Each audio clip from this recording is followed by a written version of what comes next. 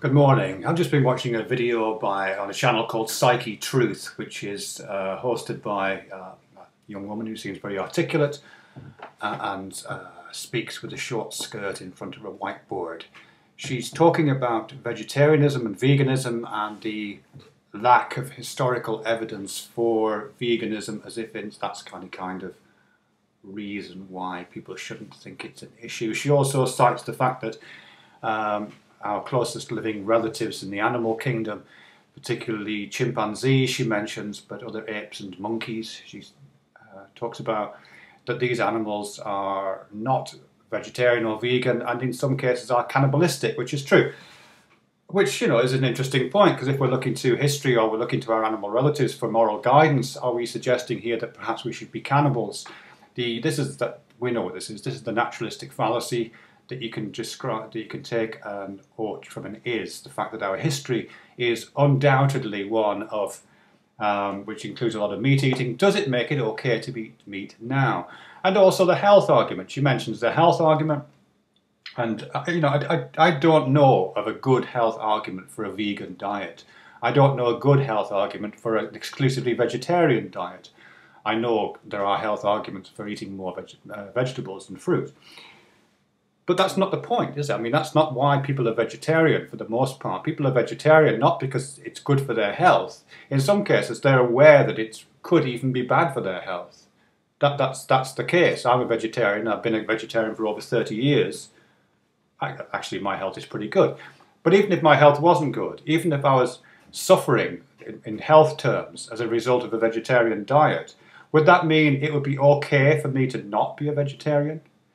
If it was conclusively proven that, like the chimpanzees that this person talks about, if it was conclusively demonstrated that in order to be maximally healthy, I needed not just to be a meat eater, but I needed to be cannibalistic, would that justify my being a cannibal, if that's how I would achieve maximum health? I don't think we'd agree with that, would we? It isn't about health. In some cases, having a moral conscience means doing things that aren't optimal, that don't benefit you individually, that don't benefit you in health terms. That's simply the case, isn't it? We can't look to history for moral guidance. We can't look to the history of our species for moral guidance. We can't look to other animals for moral guidance. We have to look to ourselves for moral guidance, and we look to one another and for what we know about the world. That seems to me to be patently obvious. And the whole idea that because I'm aware that I'm kind of coming off as a ranting vegetarian here, but as I've said in a couple of videos recently, I firmly believe that, in a sense, we're all vegetarians. And not only that, but we're all non-vegetarians as well. I think we're all vegetarians with regard to some animals. Am I right in saying that? I mean, anybody watching this video, is there no animal you wouldn't eat for some kind of reasons? Would you eat dogs? Would you eat cats? Would you eat your pet rabbit? Would you eat pigeons? Would you eat rats? No, of course. There's an animal that you would say, actually, I don't want to eat that, even if that animal is another human. And I hope you would agree that humans are animals. Yes? And if you wouldn't do that, then you're a vegetarian to some extent, in the same way that atheists say that everyone's an atheist with respect to some gods, that true atheists just go one god further. Vegetarians would say that everyone is a vegetarian with regard to some animals. Vegetarians like myself just go one or two animals further. Actually, about 4 animals further, because there's only about 4 animals we actually eat, isn't it?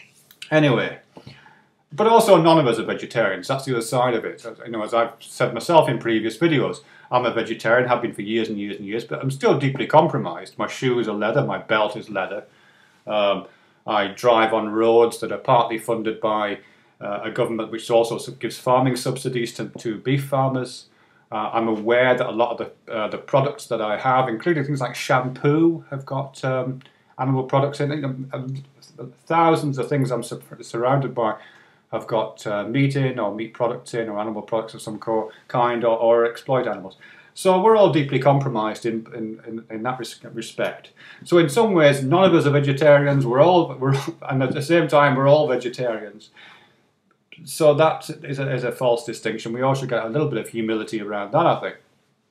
But this idea that we can look to history for moral guidance, I mean, we should be beyond that. We don't get our information about slavery by that, do we? I mean, we really don't. We don't, argue the case that that women are chattels because it's got a good historical precedent, do we?